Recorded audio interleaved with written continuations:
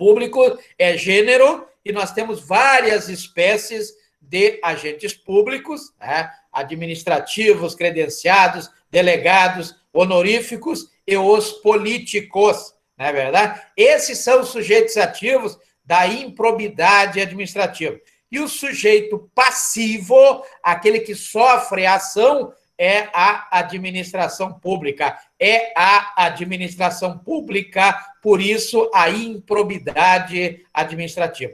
Diferentemente, no caso da infração civil, aonde o dano ele é direcionado, ele é causado, não à administração pública, mas a uma pessoa qualquer, a um administrado, a um contribuinte, a um cidadão qualquer, não é verdade? Então, temos aí, quando o dano é causado a estas pessoas, então nós temos aí o dano, a infração civil, e aí será apurada pelo que prescreve os artigos 186 e também 927 da Lei 10.406 de 2002. E, como eu disse, pode também responder, com o mesmo ato, pode responder aí a esfera criminal, ou seja, uma infração criminal, uma vez que caracterizada como uma ação ou mesmo uma omissão que seja típica, antijurídica e culpável, conforme determina lá o artigo 1º do Decreto 3.914 de 1941.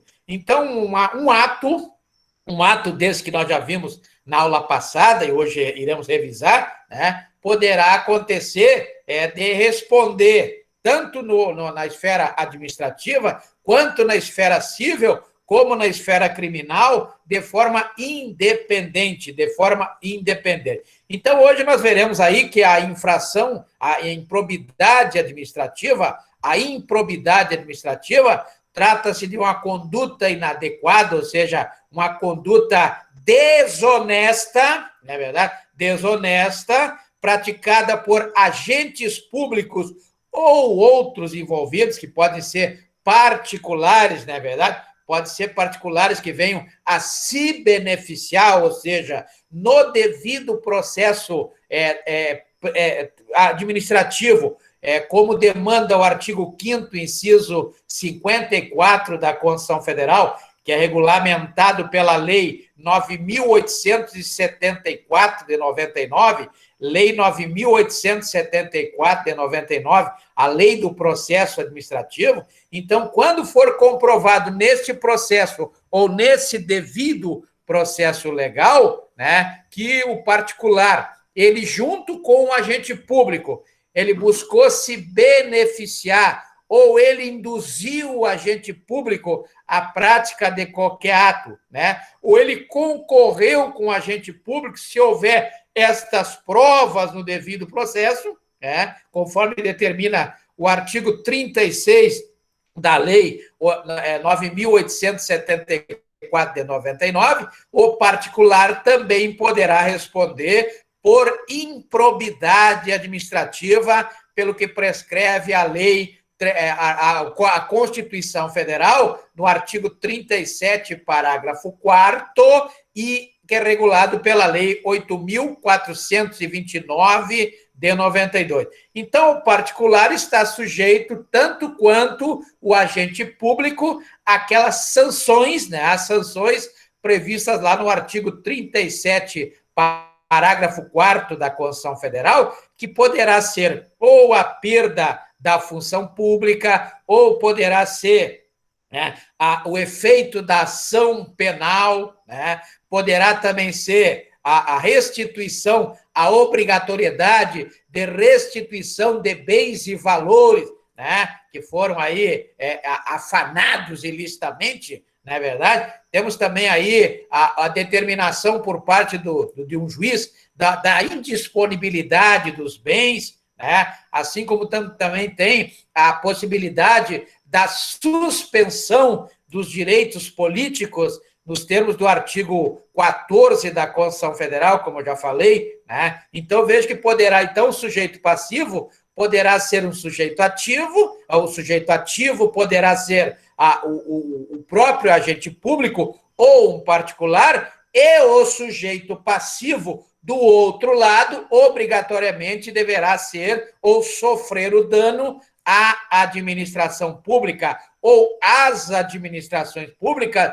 dentro de cada esfera da organização político-administrativa, como determina o artigo 18 da Constituição Federal. Então, para que tenhamos a improbidade administrativa, isso é importante que os senhores guardem, né, que deve ser um sujeito, o sujeito passivo deve ser a administração pública, o sujeito ativo deverá ser um agente público ou um particular, não é verdade?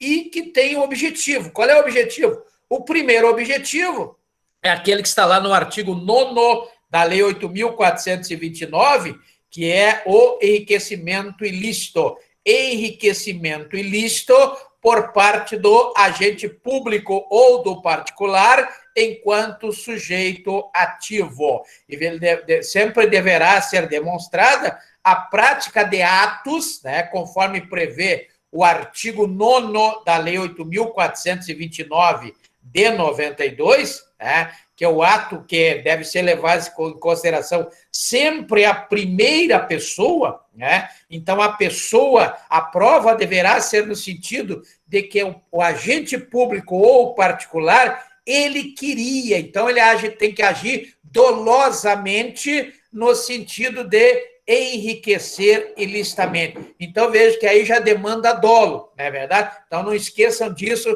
que nós trataremos daqui a pouco esta questão do dolo em se tratando aí de improbidade administrativa, que tenha como objetivo o enriquecimento ilícito, conforme prevê o artigo 9º da Lei 8.429 de 92.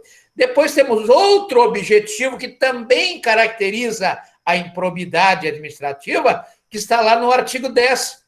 O artigo 10 é aquele cujo agente público, né, ele não pratica diretamente o ato, mas ele permite que um terceiro, que alguém, ou tu ou ele, né, já que no artigo 9º vale a primeira pessoa, nesse artigo 10 vale a segunda e a terceira pessoa. Deixar alguém ganhar dinheiro, deixar alguém frustrar a licitação pública, né? Como demanda, e nós já vimos lá do artigo 82 da Lei 8666 de 93, ou se não, o artigo 155 da Lei 14.133 de 2021, pelo menos até o dia 1º de abril de 2023, será esta a situação, não é verdade? Será esta a situação. Muito bem. Então, nós temos aí o artigo 9, o artigo 9º e o artigo 10. Né? Artigo 9º e artigo 10,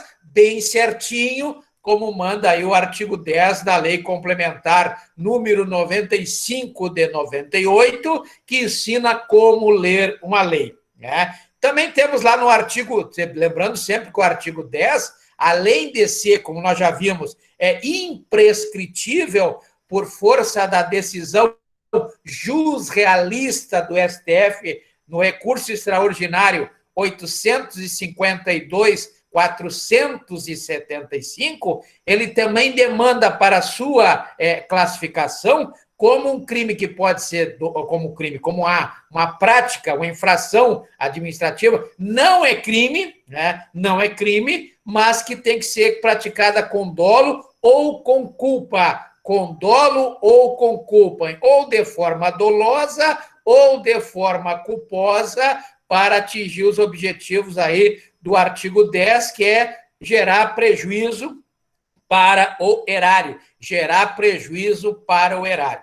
Depois nós temos lá no artigo 10A, que foi introduzido pela Lei Complementar número 157 de 2016, né? O artigo 10A, a improbidade administrativa, ela vai ocorrer quando esse dano à administração pública for decorrente de concessão ou aplicação indevida de benefício financeiro ou tributário, e, por enquanto, só diz respeito aí ao ISSQN, Imposto sobre Serviço de Qualquer Natureza, previsto no artigo 55 da Lei Complementar número 1508 de 93,